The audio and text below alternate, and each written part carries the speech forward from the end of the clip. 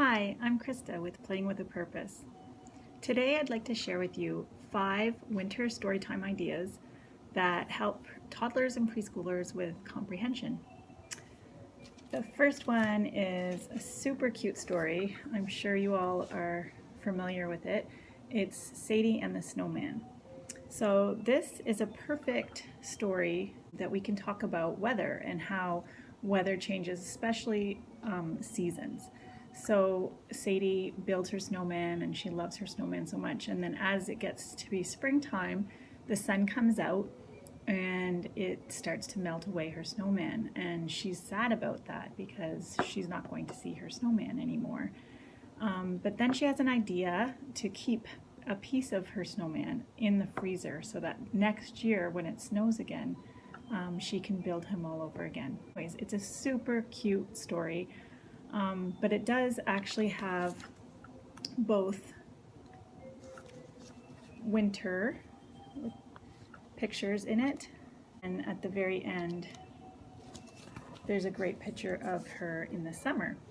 So my group right now are toddlers, and they're pretty young toddlers. So I have this activity that I made years ago, and there's actually all 4 seasons, but just to make it a little simpler, I've just divided it into the 2 groups for them to sort, winter and summer.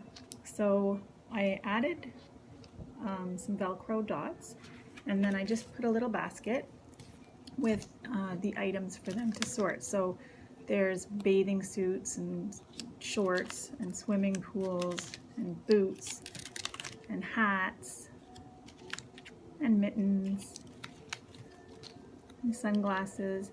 So all these items the children will be able to recognize whether they're for wintertime or summertime. So I really like to use that activity after we read Sadie and the Snowman. Another great book is called Winter Friends. I actually have the longer version called, I think it's called A Stranger in the Woods, which is a really cute story. However, my guys right now are toddlers and their attention span is quite short. So I have this shorter version as well. So this is about a snowman and who comes to visit him in the winter. It's a really cute story. And after we read this book, we made these sun catchers for the windows. So you can do it 2 different ways. I laminated these because I actually ran out of sticky tack. The best way to do it would be to give them some sticky tack with a black circle and all the pieces to build the snowman's face.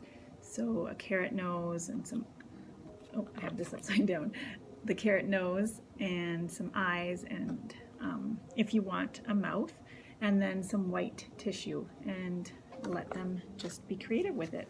And they look really, really cute in the window. And then another idea is you can have, this is really old and I've had to tape him back together many times, but this is a Dress the Snowman activity. So I usually just set this out at a table with a little basket full of the pieces, and there's like a scarf and a hat and stick arms and mittens and a carrot nose. This is a great activity for toddlers. It's great for fine motor and spatial awareness. I have another version that I picked up at the Dollar Tree.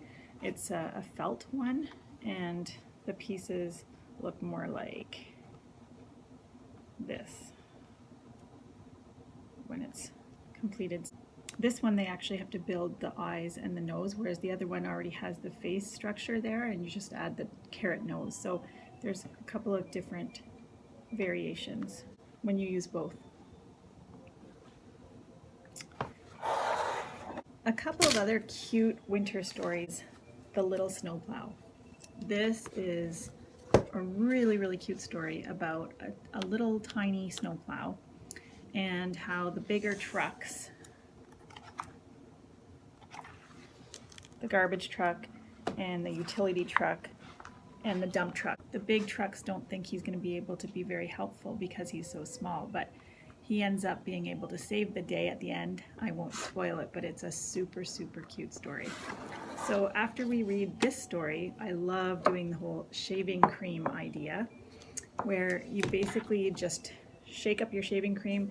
I do it right on my table, so it's up to you how you like to work your messy projects, but I just do it right on the table and then it's a simple cleanup afterwards.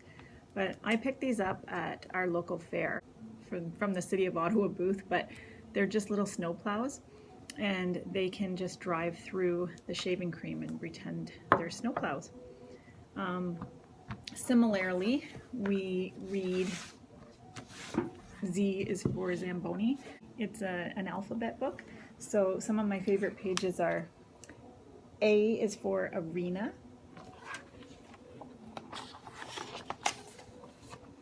E is for equipment, so we can talk about all the items, all the safety items that you might wear when you play hockey.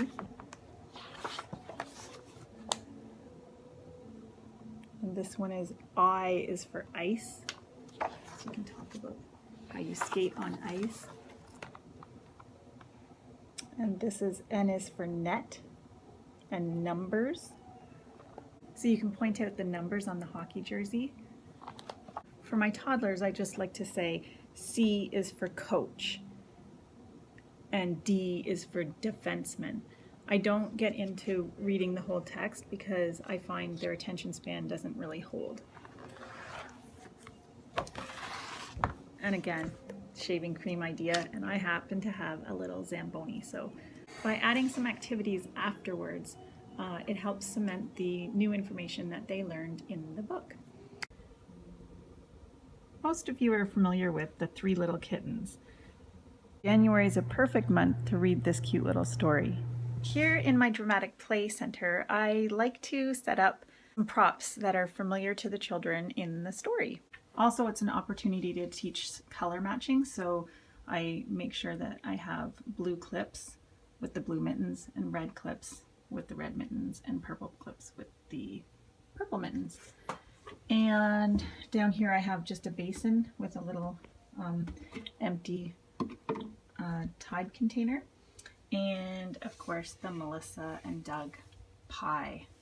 The part in the story where the kittens lost their mittens, I usually pause the story at that moment and I ask the children to go and find the mittens. Before we start our story, I've already hidden some mittens around the classroom. Another thing that happens in the story is the little kittens stain their mittens. What I like to do is I like to add a little bucket and a little empty container of laundry soap so that they can pour it in and they can wash their mittens. And then they can hang them up to dry. And the last little book I'd like to share with you today is called Little Hockey. So this one's really cute. The whole thing just has riddles inside and the children have to guess what the item on the next page will be. First one is, grab your skates and lace them up, get on the ice and shoot the puck. Solve these riddles and you will know all about hockey. Here we go. Worn on your feet, lace them up, let's go. Stop real fast and spray the snow. And then the kids will have to guess what it might be. And the answer is skates. It's round and black. Do you know its name? You need this disc to play the game. And the next one is a puck. Protects your head while you play. Fasten the chin strap so it will stay. What do you think it'll be? A helmet. In the net, he stands there brave, trying hard to make each save. Goalie.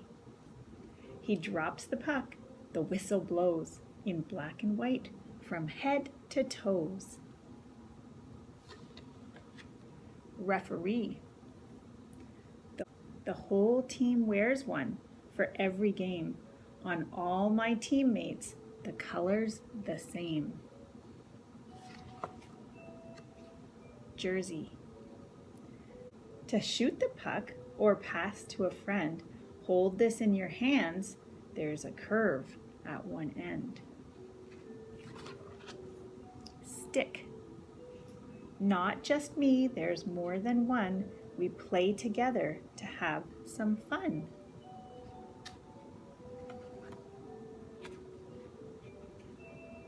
Oops. Teammates. It's cold and white and slippery too. Wear your skates instead of your shoes. Ice.